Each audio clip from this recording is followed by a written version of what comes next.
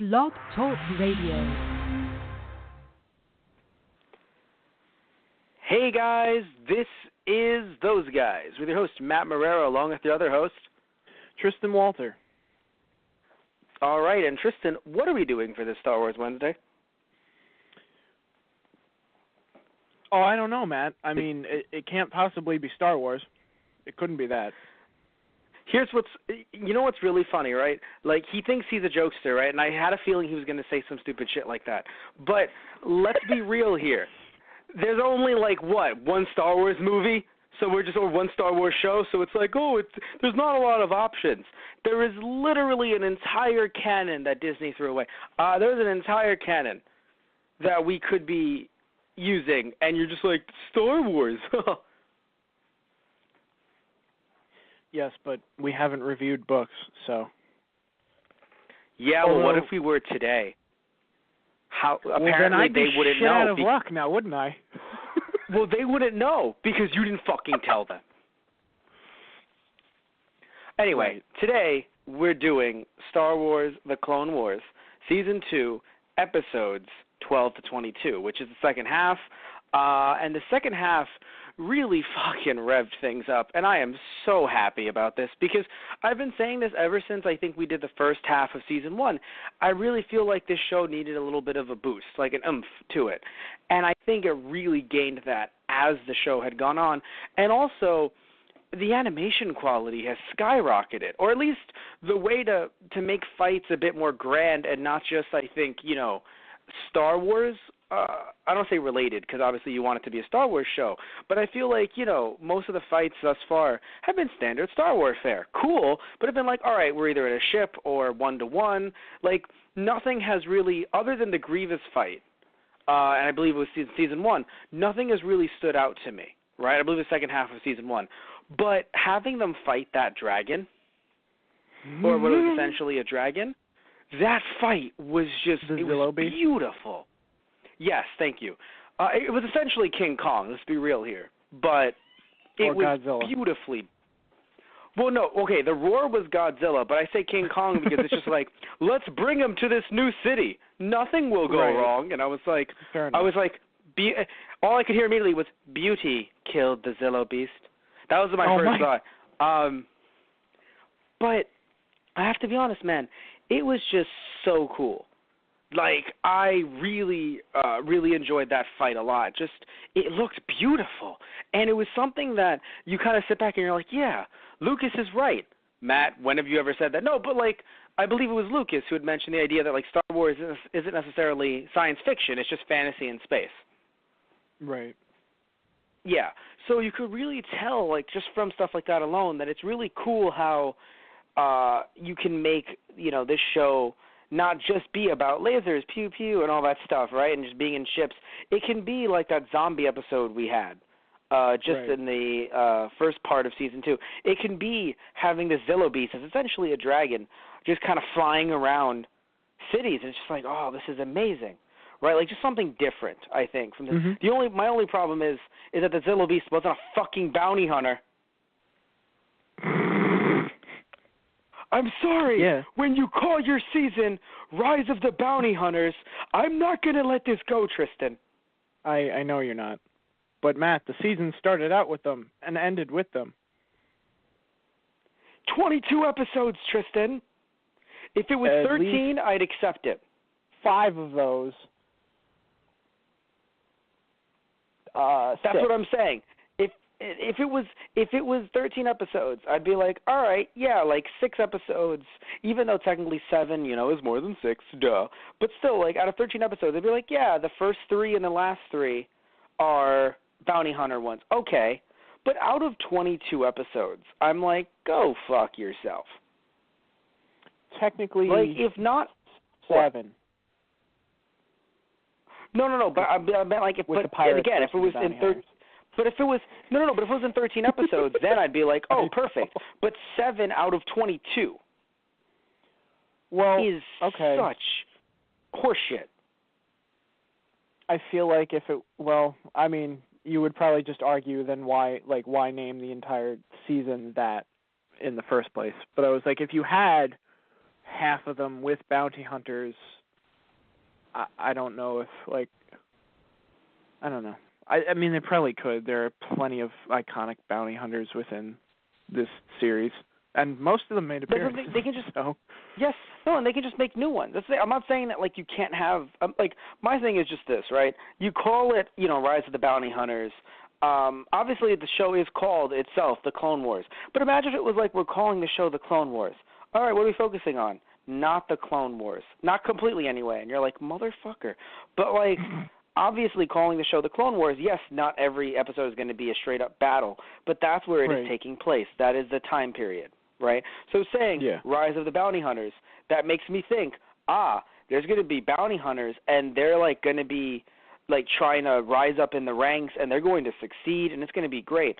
Not getting little mini Boba Fett, who I don't necessarily hate, but here's the thing, right? Think of it like this, right? Rise of the Bounty Hunters. He was brought into custody, and is apparently going to go to jail. That is the fall of the bounty hunters.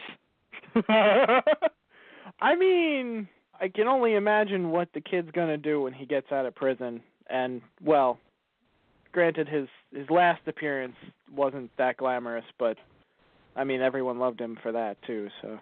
You know what it is? I'm sure they couldn't use the word birth. Because, like, not all of them were born. Some of them came in from season 1. But, like, rise is such a weird word.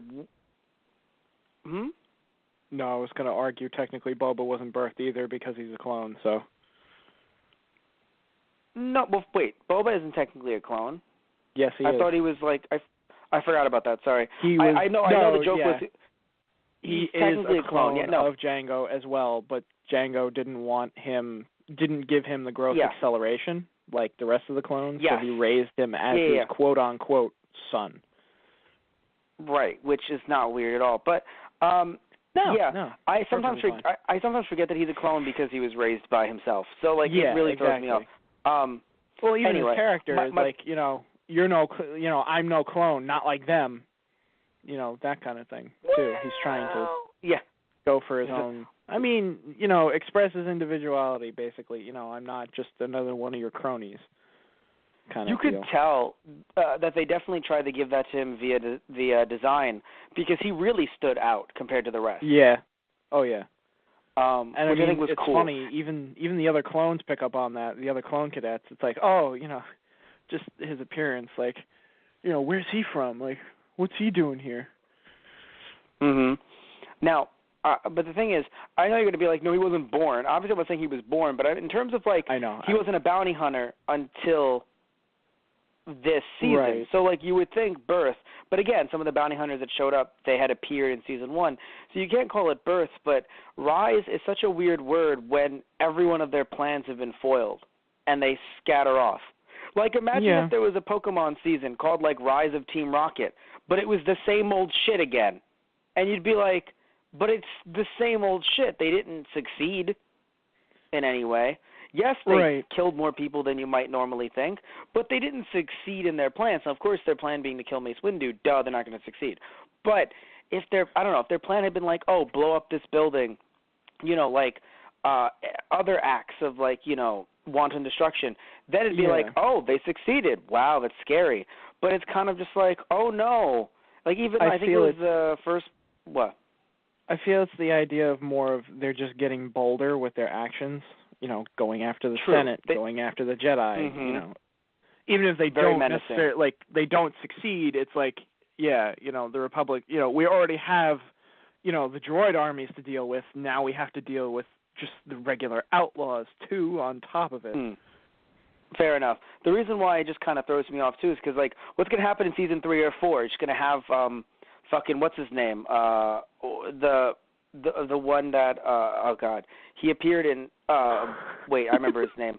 No, actually, he didn't appear in this one. I was trying to think of Bane, but Bane didn't appear in this one. And this one, by the way, being not just the second half, but also being the last episode of the season. It wasn't Bane, but I forgot the assassin's name though.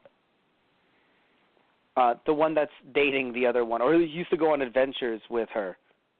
You mean Aura. Hondo? Hondo, thank you. Yeah, it's not like Hondo is in the next 2 seasons or 3 seasons technically. I know there's season 6 as well, but I'm referring to like the first 5. It's not like he's going to sit there and go, well, we tried, but well. Like, no, like, it's not like all the bounty hunters are like, well, you know what? It's not called Rise of the Bounty Hunters anymore, so we're not going to go even harder. I guess we're just going to maybe, like, try to take over a taco stand or, like, an ice cream truck. Like, I would assume that for the next 3 seasons, they're not just going to sit around and not be bounty hunters. Like, it's going to escalate further. So Rise of the Bounty Hunters is just like, shut the fuck up. You just, I don't know, I don't like it. Like, you just want to, like, you really should have just written in there, Boba Fett's cool. And I'd be like, all right. One more, like, season 2, Boba Fett, in, like, all caps. Right.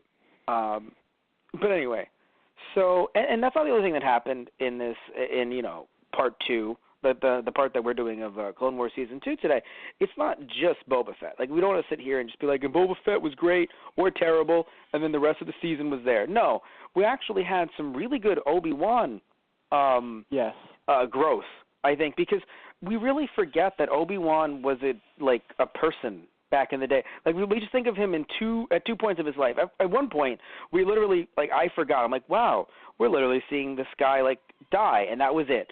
Then we have 1, 2, and 3, and it still feels as if it's like, no, but Matt, that's still only a small portion of his life. Right. Like, yes, he's a Jedi, so it's technically like a vow of celibacy. Like, he's not really going to, like, be dating anyone. But at the same time, like, again, he had a youth. Like, he had, he was he's not a clone, right, that got accelerated. So you have to sit there and think, like, what did he do when he was a youngling, or at least younger? And it's really cool to see, like, not technically a childhood friend, because it's not a childhood friend, but still to see, someone he knew in his younger days and how, in a way, she's changed. But it's so interesting because I was happy that the show didn't make it seem like we're supposed to hate pacifists, because I was worried they were going to go in that direction. But I think they just wanted to make it clear, like, she's a bit too much. But pacifism is not a problem because, in theory, right, technically, the Jedis are supposed to be pacifists. Droids don't count, apparently, right? Like, but when it comes to people, you're not supposed to be slaying everything in your path. That's just Anakin's job. Yeah. And I mean, I think it's a really good foil with, seeing Obi-Wan and Duchess Satine compared to Anakin and Padme. It's still kind of that idea, Padme is a senator, Anakin's a Jedi, here Obi-Wan is a Jedi, and Satine is the ruler of her world, basically. And, the figurehead for all of the independent systems that are not part of either side, that want to remain neutral. Like, she speaks on behalf of them. So we have, like, Dooku being, the Separatist Alliance, their chancellor, and then you have, obviously Palpatine for the Republic. But it's interesting to see there is even still a third side that are just like, we don't want to have anything to do with this whatsoever. But it's also a good foil to see the two of them, like, they stuck to their own paths. And even though Obi-Wan does say to her, like, you could have said the word, when she's being held hostage and it comes to that point, he says, he confirms her feelings too. Like, if you had said the word, I would have left the Jedi Order. But they still continued along their paths, unlike Anakin and Padme and what happened to them. Not to say that would have happened to her and Obi-Wan, but this feels like a very, like, 1950s, like, lesson. Like, kids, if you hook up, one of you is going to become an evil emperor, and the other one's going to die in childbirth. Literally, like, it just comes off as the gym teacher. You have sex, you will have babies, and you will die. It's great, because it's like, hey, Obi-Wan lived a really good life. Yes, he was murdered, but I mean, like, he lived a really long life until that point. And guess who he was murdered by, Tristan? Guess who murdered him? Friend. The guy that had sex. True. It just shows you. Yeah. You have sex, you become you a die. murderer. Yep. Oh. Well, eventually Vader died, but no, remember that. Padme died. God, right. Vader became an emperor, and then Anakin became Vader, i.e. emperor, and then Vader eventually died. Right. And who killed him? Technically, I know it's not technically. Technically, his own son. Right. And guess what? Would Vader have died if he didn't have sex and have a son? No. Case in point. Probably wouldn't have become Vader if he didn't have sex either. Yeah. Sex kills, Shit. Tristan. Well, yep. There you go. Well, so I think we've reached the point of our cast tonight, Matt. I think that's all we got. I always thought the Catholic schools I went to taught me wrong, but they really should have just been teaching me Star Wars. Oh my God. Okay. Star Wars would have taught me abstinence, Tristan. Okay. Oh.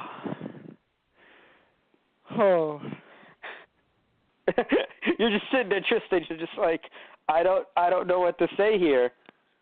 I was going with the joke, and now it's dragging on.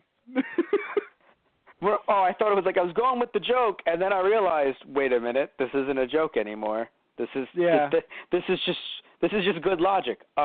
Anyway, this is just a PA announcement. My point is this. Yeah, exactly. It's just a PSA. But anyway, look, all jokes aside, right? It was very fun to see that parallel, and I think when I saw Satine and I saw Padme in the same room, I was just like, Like, I was just wondering if it was just Satine, just like, oh, I would never date a Jedi. Padme? Yeah, me neither. Sips her drink awkwardly. Jedis are so stupid and muscular and sexy.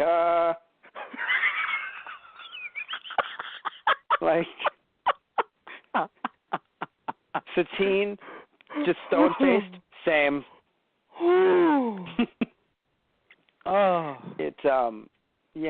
It was very interesting, I think. But I really enjoyed having the parallels. One thing I didn't enjoy, and I was very happy that later episodes didn't feel, like in season 2, didn't feel this way.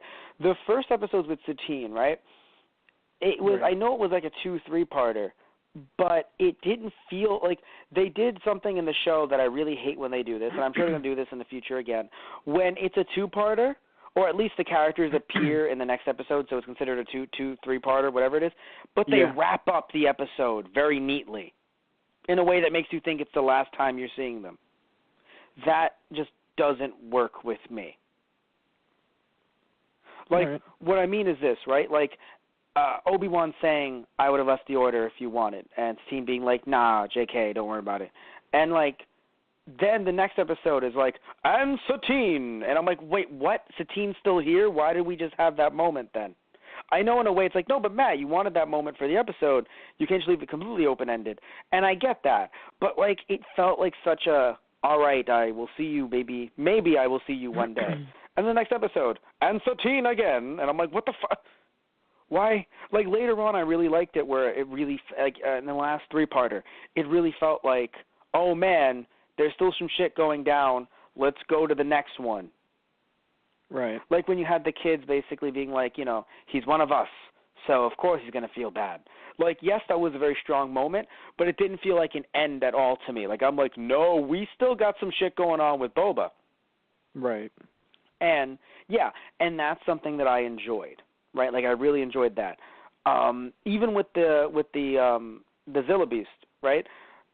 It being like, so we have to take it to the city. All right, cool. You're charged with so you know the next one is going to be a 2-part. Like the next one's going to be them taking it to the city. It would be weird if it would just not talk about that, right? Like you would assume that the next one would be that. So it seemed like that one transitioned well.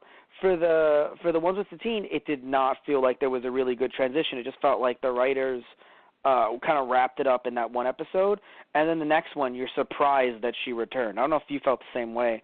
I know that you've seen the show before, but like still, for me, it didn't feel like And again, it happened a lot earlier in season 1, especially during the first few, where you would have like Anakin say an emotional thing, and you're looking into the stars, and you get really sad, and then the next one is like, by the way, continuing that story, you didn't fucking see that coming, did you? And I'm like, I didn't. I did not see that story continuation coming.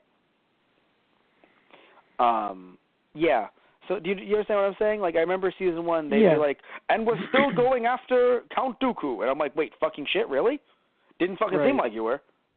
Yeah. So Satine's story felt like that. But I think in the later half of the season, they got back to the transitions that I loved, where it's very kind of easy to see that they're doing a two-parter. Right. Yeah.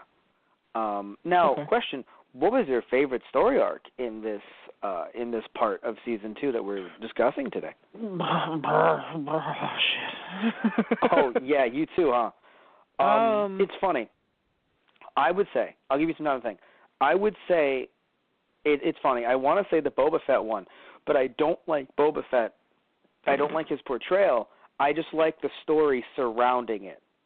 Right. And how Matt Marrero, it felt like not fan of Boba Fett. Fans outraged. No, I'm kidding. Well, it's funny. I think everyone's cool with me not liking this version of Boba Fett. Fair enough. like if I sat there and I read all the stuff in the extended universe, right, the expanded universe, and like I fucking watched the movies, the original movies, and I sat back and I'm like, I don't like Boba Fett. I feel like people are gonna be like just coming to my fucking door with like pitchforks and fire. Right. And I'll just be like, ah, you know, like it'll just be terrible. Like they will murder me, Tristan. But I don't think, I mean, I don't know, maybe I'm wrong, but I don't think people are going to murder me over me not enjoying this version of Boba Fett. But I would say that the Boba Fett arc, that might be my favorite, because even though I said I really liked the fight with Zilla Beast, it was still only a two-parter. So, like, there wasn't really anything major in it that made me go. I mean, the fucking use of the bomb, when it was like, by the way, you know, like, we're gonna nuke him. Was like, yeah, said that nuking was cool. I was like, what the fuck are we doing here? I was like, oh, my God. The funniest thing I think was when you're imitating the narrator's voice when the episode opens. Oh, I wasn't doing that time. I know, like just in the big yellow letters, you know, as well, you know, Clone Wars. By the way, Palpatine is cool with nuking. By the way, Palpatine is cool with nuking. What the fuck is going on here? God. God. Oh, wait, I just realized something. Wow, I'm a dick. Yeah. So here's the thing. When you said... For what reason this time? Tristan's like, you don't have to explain why, Matt. No, I really kind of have to. No, you don't have to, Matt. Okay, so even though we just did Godzilla, Gojira and Godzilla King of the Monsters, we were doing a bunch of Godzilla films, actually, for Friday Night Movies, right? And the idea of, we used a hydrogen bomb or like a bomb of some kind to blow up things on the surface, and then we discovered a monster underneath, especially with that roar. It didn't connect to Godzilla for me. Now you're like, Matt, how the fuck didn't it? Because it's happened so many other times that aren't Godzilla related. Like, I feel like it's a trope amongst itself, not just like a complete one-to-one to Godzilla. Do you know what I mean? Yeah, like, that's true.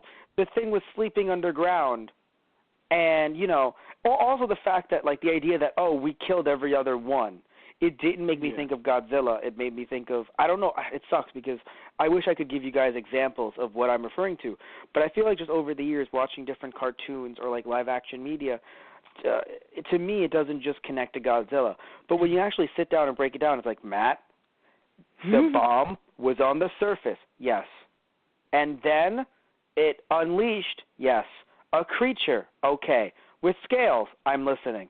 From underneath, all right. And it had awoken, all right. And it was dormant, yes, I understand. And now it screeches. Yeah, and it screeches. I don't really get it. And they can't actually kill it. I'm still not following. And then they bring it to another city. King Kong, you motherfucker. I fucking went for King Kong before going to Godzilla. Well, because the funny thing of it is, like, watching extras on the DVDs that I have, I know the directors and story writers talked a lot about those two arcs in saying that, you know, they wanted to branch out and do some fun stuff in in their show with Star Wars, because they even held, like, sort of a similar opinion to, like you had mentioned earlier, like, you really don't think of that kind of stuff with Star Wars. You think of the space battles and stuff like that. So they really wanted to, like, switch it up and kind of go with that idea that Lucas does present. Like, it's fantasy in space, not just sci-fi.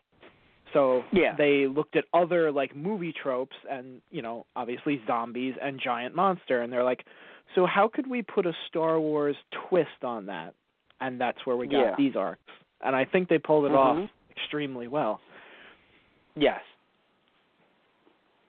I agree. Like, even the little touch with, like, the Zillo Beast, like, the scientist even says, like, oh, I think it, you know, it may be intelligent or, like, sentient itself. And Palpatine's, oh, I highly doubt that. It's like, yeah, you being the Emperor, you would fucking say that. And then the Zillo Beast is just, like, looking at him like, I don't like you. And I love that so much, because he's just looking at him. Like, Zillo Beast is just looking at him like, I don't know when the fuck I'm going to get out of here. But you and me and the entire audience watching this right now knows I'm going to get the fuck out of here. And when I do, it's like, it just points at its eyes and points at Palpatine. It's like, I'm fucking coming for you. Yeah. And then it saw him, and he's like, we should probably get out of here. Like, I think it's time to run. There were so many points where I was just like, can the Zillo Beast just, like, eat Palpatine? Like, that would make my entire everything right now. Can that just happen? But Tristan, like, he has... But Tristan, it's he like, has to... we can't make that canon. Care. But Tristan, episode 3, just shit him out in season 5. We'll be good. God damn it. It's just a one-off. We can do with, like... Yeah, we can do with them changing up the story a little bit. Like, but, you do realize, 4, 5, and 6 wouldn't work without him, right? Shh, just let me have this. Yeah, right? Actually, you have to understand, Tristan, the Palpatine in 3, 4, 5, and 6 was his brother. Oh, God. And in this one, he was eaten. So he made a clone of himself he never, through the Force. That's why he never talks of midichlorians again. Oh, my fucking God. Because he was eaten. That's actually his brother, who doesn't really know much about it. To be fair, I don't... Is it canon? Oh, no, wait. Palpatine did talk about midichlorians once, I think. Once in episode 3? 3. Yeah. Fuck. Well, you know what's really funny? I'm sitting here as if, like, if that didn't happen, my entire canon would be accurate. Oh, my God.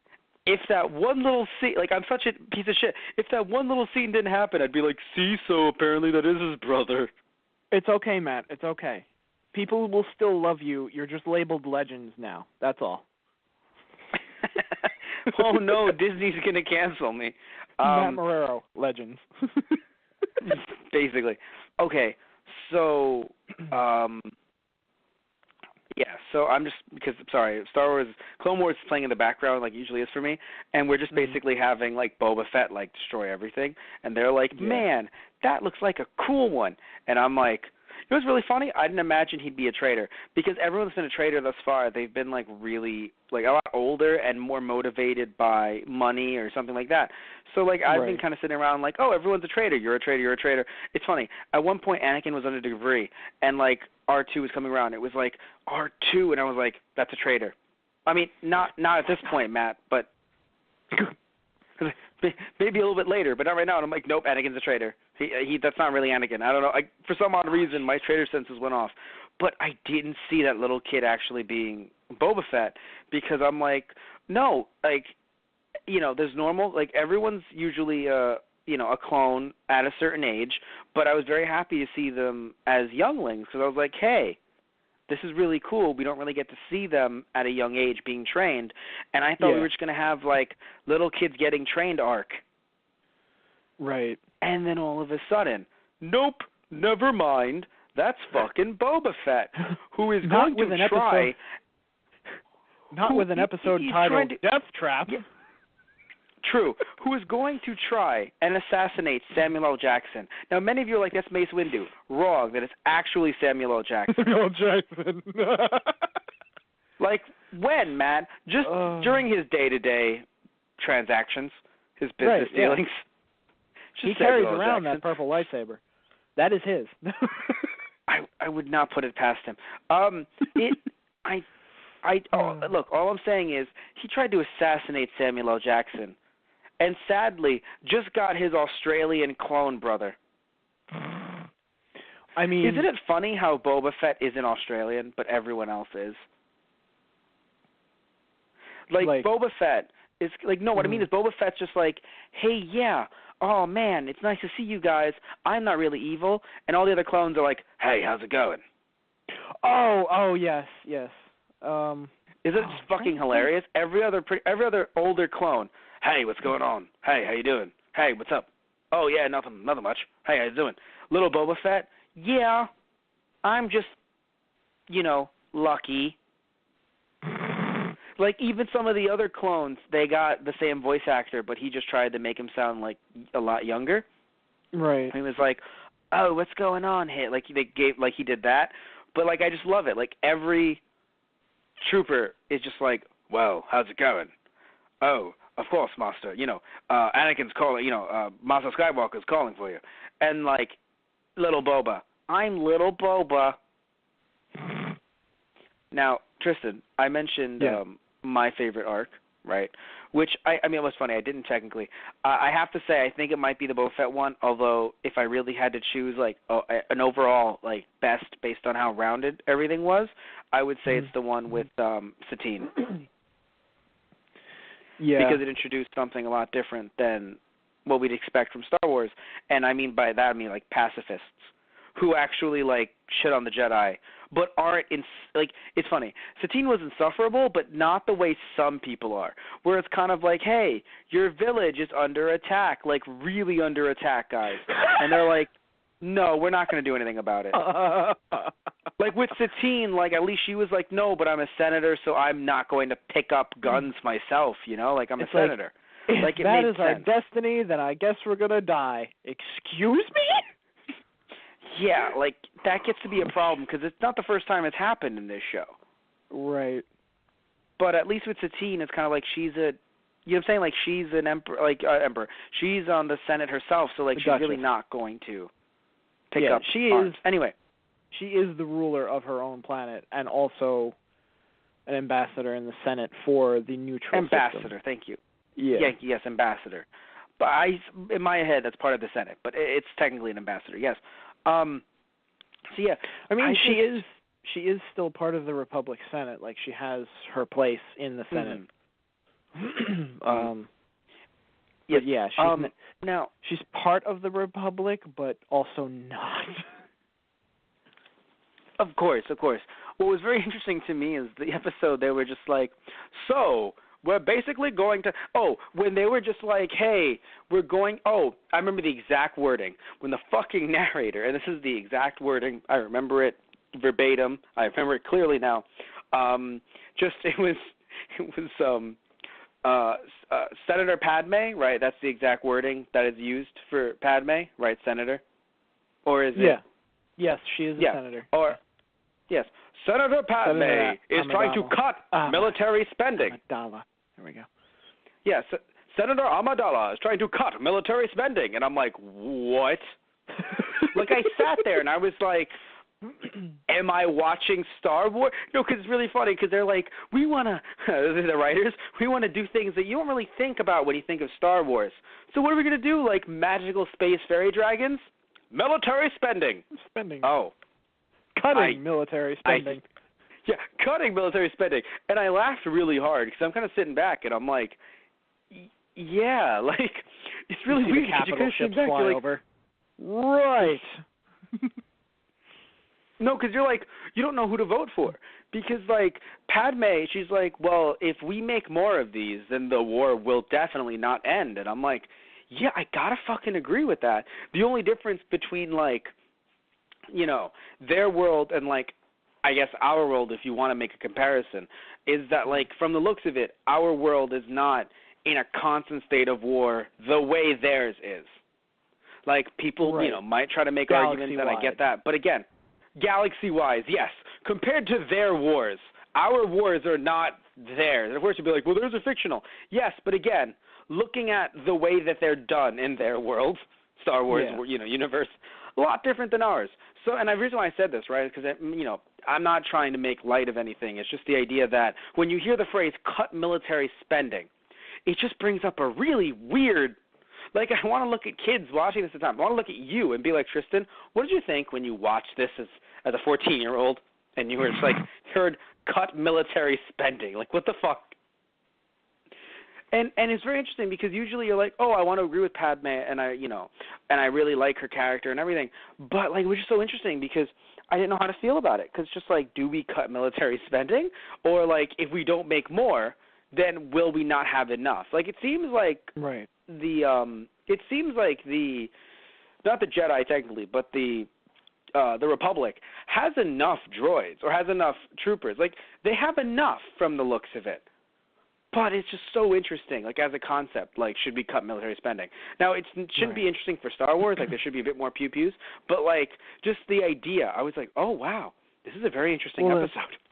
Yeah, that's the thing I think you get to see done a bit, like, it's done better in this TV series where this is where the idea of, oh, we want to show the politics behind the war that's going on in Star Wars.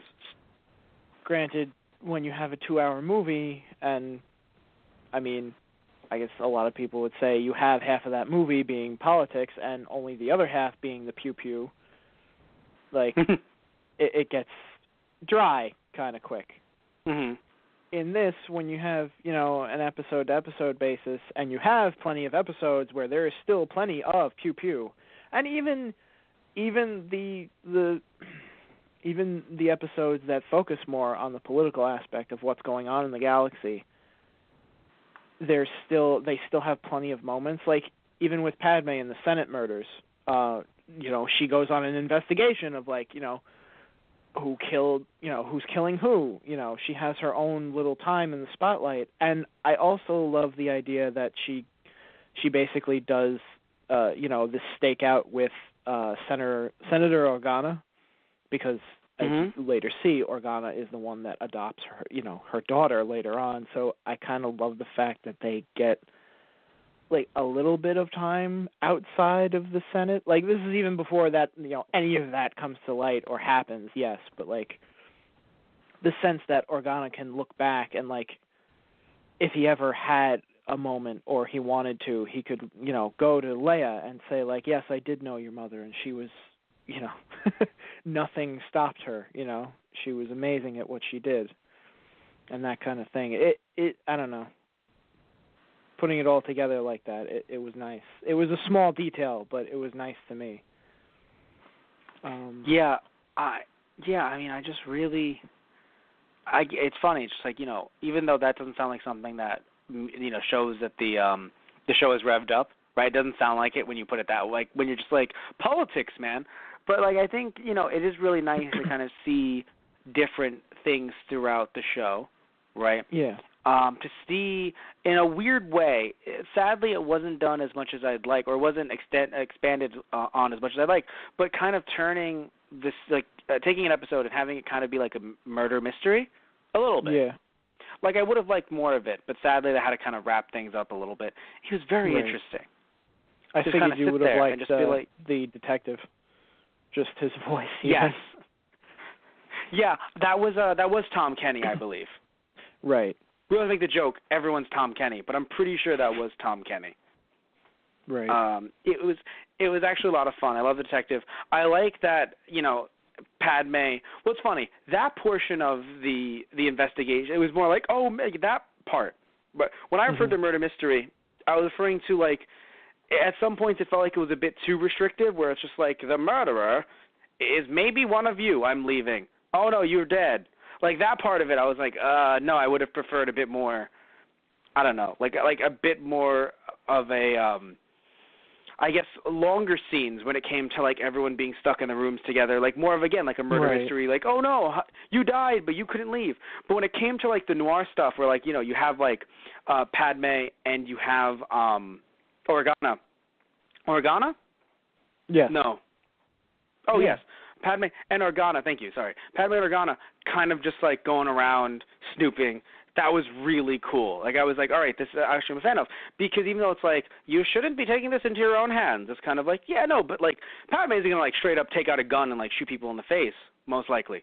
But it's still nice to see her getting some shit. Yeah, I mean, believe me, she's not a pacifist. She's not. Satine's like, I can't do it. Padme's like, where's my gun? Anakin's like, I love you. Oh, God. What was that, Anakin? No, nothing. I meant I love you, sir. I Thanks mean, for I the love kind guns. words, Anakin. Crap. Well, because even why do you like even when Obi-Wan why do you like blasters, Anakin? Yeah. No reason. Don't use even blasters. when, Fine, I'll use a lightsaber to kill the younglings. What was that? Nothing. Even when Obi-Wan and Satine are together on the ship and the assassin droids are coming out, and she pulls out, I forget what he called it, disabler. And it's like, it's, I think it was only for, like, it was either just a stun gun or it was, like, specifically for droids. And he's like, do you always carry that around with you? And she's like, I'm a pacifist. That doesn't mean I won't defend myself. And he's like, you're starting to sound like a Jedi now. Exactly, because in her head, this is a war, so Jedi are bloodthirsty. And then Anakin's like, about to say something, and Obi-Wan's like, don't say it. Like, just literally, you're going to make her think we're worse than we actually are, Anakin. Please don't talk ever. Well, I never. What I mean? But, all right. So then I have to say then with that, like, okay. Did we talk about the scene? Not on air yet, did we? No. Well, I mean, I made the joke about, like, Anakin's the only one that's allowed to kill. But you can say that, you know, you enjoyed that scene a lot if you wish. Okay. We have the time. Because it ties into, like, my favorite of this half of the season. I would have to go with the three-parter with Duchess Satine and the plots on Mandalore. Yes. For, like, an overarching reason, because it pushes Mandalore into the picture. And the longer, like, if you're current with Rebels right now, I'm not going to say anything, but, like, you know, Mandalore it's nice. Important throughout the series. So it's like, this is where it starts. Right. And shit just gets really crazy. So the fact that you have Death Watch coming out, and even some expanded universe stuff goes into that too, because I'm not sure if... No, I don't think Obi-Wan references it, but I think the Prime Minister that Obi-Wan is talking to before he walks up to Duchess at the first episode, talking about how they've, you know, they're not, you know, bloodthirsty warriors like they were previously. You know, they're pacifists now and they lead the neutral systems, and they've exiled their warriors to, you know, the moon. Because there was a whole war between the Mandalorians and the Jedi. So there's a whole big, like, backstory in there too. Right. And Vizsla, the leader of Death Watch, he brings that up with the sword that he pulls out, the Darksaber. So even, you know, that whole thing aside, basically this arc has one of my favorite scenes in probably the entire series of Clone Wars. Yeah, and I would like to say the Darksaber. Yeah, that was, you know why I like that a lot? Because it makes you think of, wait a minute, there's even, like there was an old order. That's the first thing, right? Yeah. And because we don't call this, like, I don't, like, correct me if I'm wrong, it's not considered the New Order, is it? It's just the Order, or like the Republic, the Jedi. Like I don't usually hear the phrase, "Oh, this is the New Order."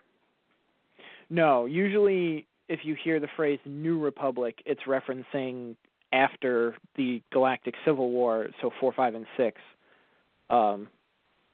After the battles with the Alliance and the Empire. Like, the New Republic is what's established after the Empire. And the Republic, as we know it in the Clone Wars, is just the Republic. So to say the old stuff, it's like, wait a minute, what? Out of the temples? And it really makes you realize, like, right, yes, there is a lore even before this. Because essentially, we see such a small window into the Star Wars, history, right? Into the history of everything that goes on in this universe, that we see 4, 5, and 6, and I think as kids we were like, oh, that's nice. We were given all we needed to know, what we thought. Then we see 1, 2, and 3, and we were like, no, really? We fucking said all we needed to know. And then, of course, by the way, before 1, 2, and 3, of course, a whole bunch of, novels expanding that universe. But still, if you weren't really into those novels, then you see 1, 2, and 3, and you're like, get away from me! And you start, it was a really funny story. My parents had to replace my televisions because they kept on throwing Bibles at them when I saw 1, 2, and 3. Really big problem. Heavy Bibles. Anyway, no, but seriously, what's funny is there was a pause there. He didn't laugh because he goes, he might be serious.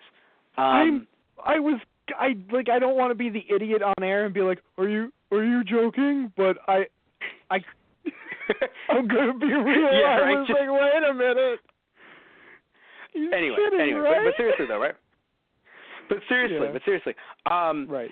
So you see 1, 2, and 3, and you're like, oh God, and then you see this, and you're like, wow, I'm really enjoying this, and then you hear things of like an old order, and I assume there's books on this, so I assume I'm the one that sounds like an idiot to many diehard fans.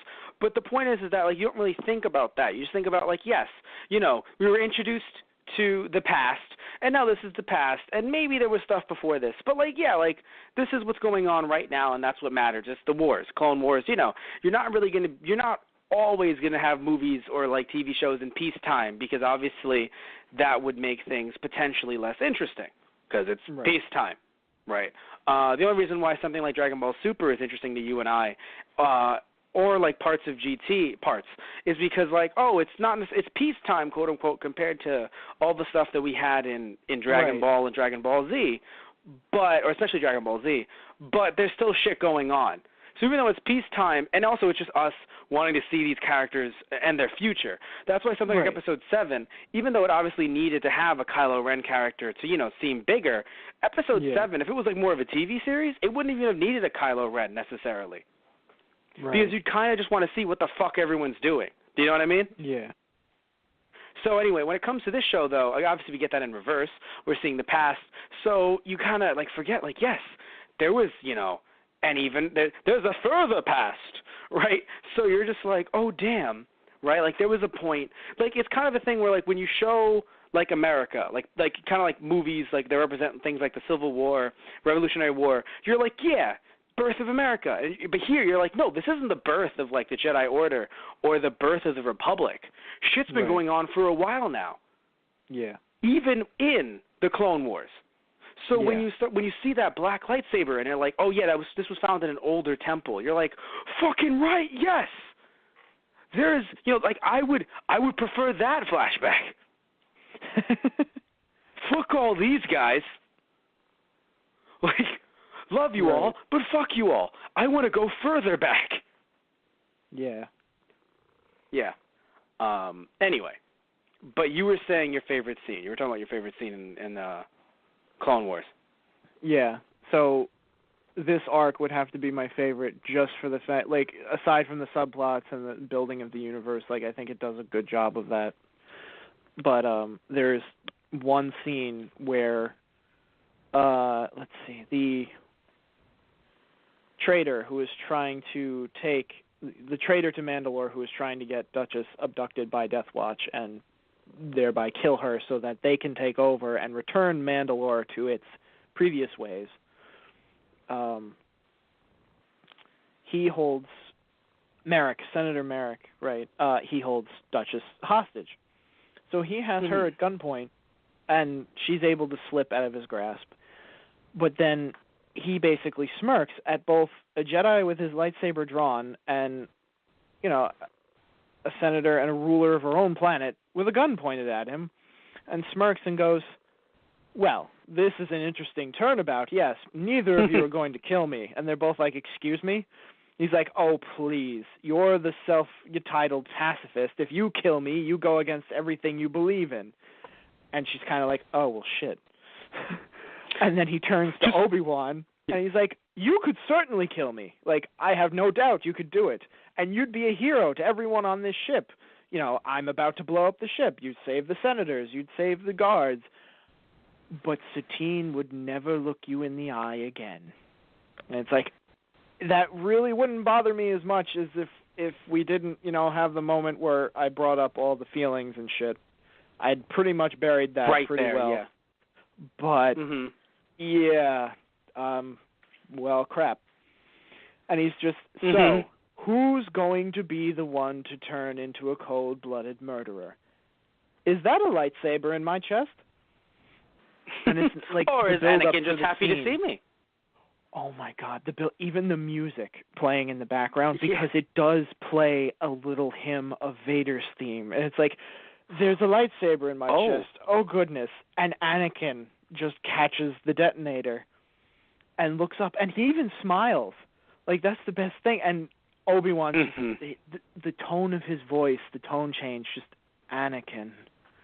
Like, did you have to, like, you could have cut off his hand. I mean, at least, like, to be fair, I suppose he could have cut off his hand. But at the same time, Anakin basically looks at both of them and goes, what? He was going to blow up the ship. And it was so beautiful because even my mouth is agape, and I'm like, he has a point. Like, are you saying that Vader has a point? Well, I mean, run against when Tristan, a job's got to get done, and you need a guy to get it done. I mean, Vader's the way. No.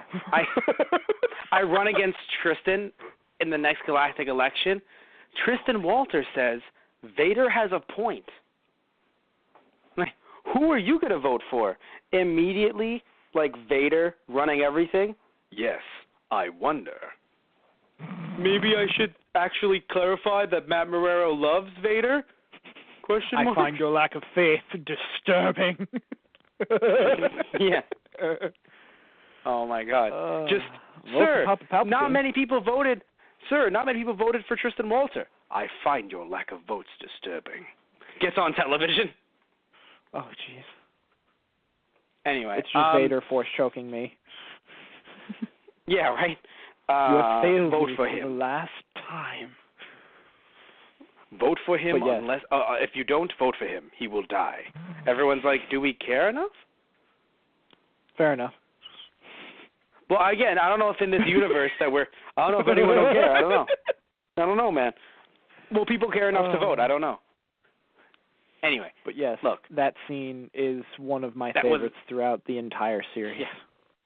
Like, I get goosebumps every time I see it, and it's beautiful. And that, to me, is, something I also like about the show.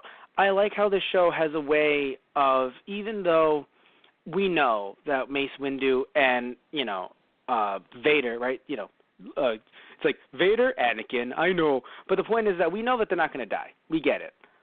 But just the kind of situation that they're put in, at least being disposed of and then being able to focus on the newest Jedi. Actually, I didn't realize that they had actually revealed that that R2-D2 was a Jedi, but they did it. You didn't know that? I didn't know, man. I'm sorry. It was an extra no, but I loved scene. How... He was actually inducted into the Jedi Order. They're still building his lightsaber because he keeps, like, every time there's one stored inside him, he has to give it back to the knight who gave it to him. So, like, Obi-Wan, Anakin's, Luke's. It's been a long-running thing. No. Right, of course. No. You're 100% right, Tristan. Anyway, that's canon now. Tristan said so. Anyway, so send him angry emails, not us. Anyway, I just thought that it was really cool to have a situation where they're indisposed, so you give other people some airtime. Even having like Ahsoka in that very interesting bar, where she's just like, those women are dancing on poles, Ahsoka. I'm just curious because the women, they are dancing on poles. I'm aware. Yeah, with Master Plo Koon. Yeah, Plo Koon. Plo Koon, is it hard being a Jedi? You have no idea, child. Like how hard it is? Oh, it gets pretty hard. Very, very hard. Master Plo, are you watching them dance on poles? Not now. No, it's the glasses. Haha, you would think. But no, I'm actually looking over there. What's over there? A little bit of shut your face. A little bit of why don't you learn subtlety? Yeah, a little bit of subtlety, child. What's very interesting is how he was both right and wrong at the end, where it was like, you weren't being subtle. Yes, I was, because I got the information. Well, you know what? Shit. All right. Yeah. Like, it was kind of like, look, clearly your version of subtlety, kid, didn't actually, like, help a lot because they still revolted. But then she's just like, no, but it clearly works because I got the info. It's just I'm not as subtle as you'd like me to be. Like, that's kind of the message that I got. Like, you can, like, both sides can teach each other something. We're like, hey, look, like, I was being subtle the way you taught me to, just I'm not as subtle as I should be. And it's just like, all right, fair point. You got the info, kid. Good shit. They caught me, and then, I pull out my lightsaber because that's my go-to. I love, like, little stuff like that. When you see her with other masters, you really understand the idea. It's like, oh, yeah, you're Anakin's Padawan. Holy shit. I love it, yes. How do you know that I'm Anakin's Padawan, kid? We know. I've been in this order a lot longer than you. I know when someone is learning under fucking Skywalker. Even the fucking generals, like, in the Clone Army, like, another great episode, Cat and Mouse, when they go up against Admiral Trench, one of the best generals in the Confederacy, their Navy, just with how meticulous he is, and he's a fucking spider creature. Oh my god. Like, for designs for characters, like, holy shit, that was beautiful. He was terrifying even just watching him talk. Like the clicking of his fangs and how they tried to make him more insect-like. Oof. Oh my god. Yeah. But the idea, like Anakin, they're flying the cloaked ship, and the Admiral is on the ship with him, and he's like, I usually get to see you pull the crazy shit from the command bridge of the Republic cruiser, not when I'm in the passenger seat. He's like, I hope you know what you're doing. It's like, so do I, Admiral. That does not inspire confidence. Why the fuck?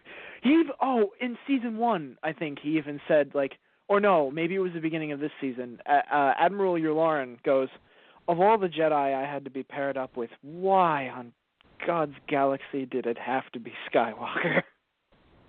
Yeah. Oh my God. All right, so unless there's something you really want to say about this half of season 2, right? I was going to say arc, and it's like, no, because it's a half of season 2. Unless there's anything you want to say about it, I really think that we can just kind of end things here. Anything else you want to? Oh, yeah, with the Boba arc. Two things, like the introduction of Aurra Sing and Bossk, who is actually in Empire Strikes Back. He was one of the cameos, but I love the little looks at the cameos of the bounty hunters. Like, they pop in and out of the series, so it's kind of nice to be like, oh shit, like, I haven't seen you since this. Stuff like that. Now, question though about certain bounty hunters that appeared in Empire Strikes Back. They appeared in the original, right? How do you mean? Like, because there were re-edits. You mean? Oh, yes. Yeah, I'm pretty sure they're in every version. Because Because you have the originals. Well, no, because, if yes. you remember, it was like, mid-2000s, we talked about this when we did the movies for Star Wars Wednesday. There were certain key things changed where, like, people were, like, literally replaced with monsters. Right. No. Yeah, okay. I'm pretty sure the ones, I mean, I would have to look to make sure, but I'm pretty sure that the bounty hunters that appear, because Vader contracting them to track down Han Solo and the Millennium Falcon. Right. Right. Bossk was the lizard man in the flight suit that was there, because he looks down and hisses at one of the naval officers, and he looks, to the guy at the console, and he says, "Bounty hunters, we don't need their scum." And it's like, right. That's interesting. I like that a lot, actually. But I did love, the introduction of Aurra Sing in these episodes, because she is an iconic bounty hunter. I haven't seen a lot of stuff about her, but I'm pretty sure she has some other, whether comics or novels, she's a decently known character. She was iconic before the show. I'm pretty sure, yeah. Okay. No, either way, it's cool. I'm just curious, because this came out in 2000, I'm going to say 2009, but I want to make sure. This season, 2010. I just want to make sure before 2010, thank you. So yeah, I just want to make sure. But, I think it's very cool to, introduce characters like this who were in the expanded universe, and they're kind of just like, let's just bring them into here. And, because this is canon now, and some of them may or may not have been canon, depending on what book it was, but now she's officially canon. And I think that's really cool. Yeah. And it doesn't even have to be, events that happen to these different characters, with other expanded universe series, it doesn't necessarily take away from those stories, because unless it's a character death or how they were introduced or stuff like that, you can really go on and say, no, it was in this part of their life, this is where they were. That other adventure that you've read about previously happened at a different time, or, shit like that. Yes. Yeah, as far as we've seen, minus Boba Fett, right, minus Boba, they haven't changed any of these bounty hunters in this cartoon. And granted, now it's some people can say, Matt, so you're saying you've read the stories about these bounty hunters beforehand? No. I'm just saying that, like you had said, they didn't sit there and go, this is your first job? It's my first job. Or you ever done this before? No. No, or seeing an origin story. No, they're just, this is a bounty hunter. This is what they are doing right now.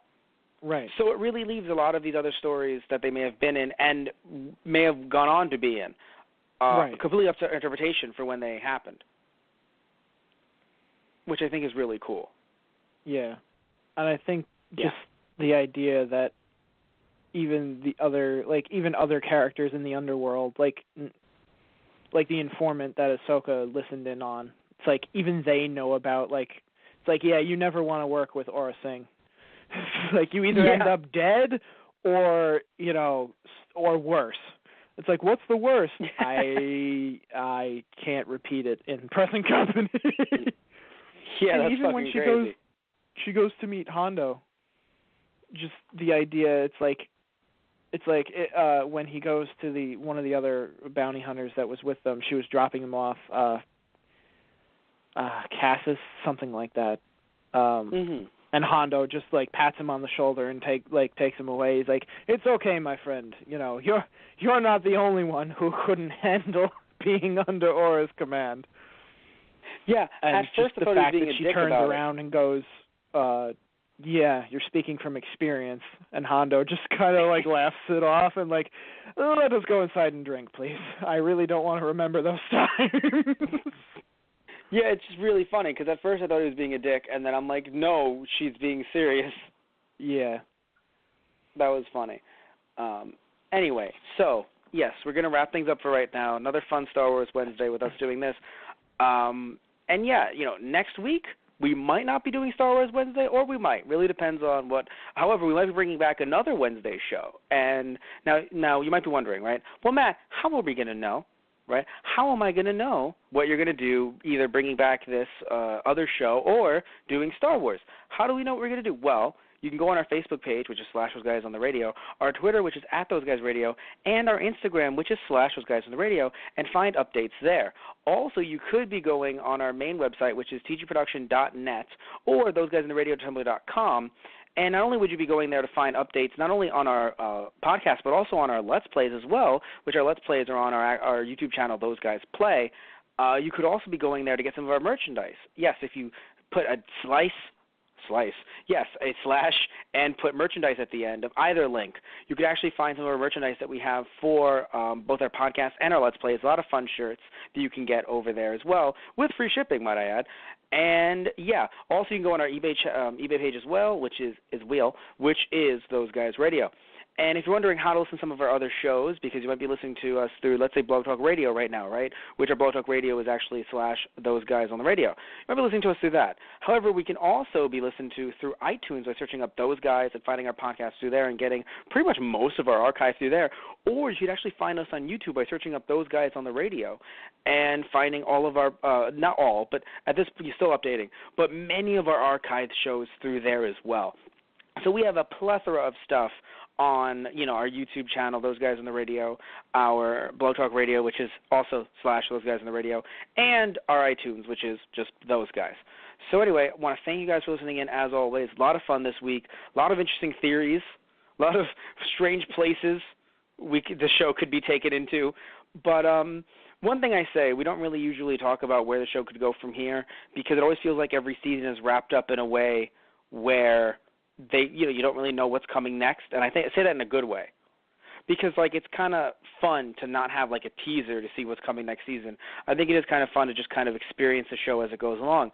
But I can't really wait for season 3. I can't see where it goes from here I can't wait to see where it goes from here because, I mean, after a season like this, a really ramped up, energetic season, I can't wait to see what the future holds.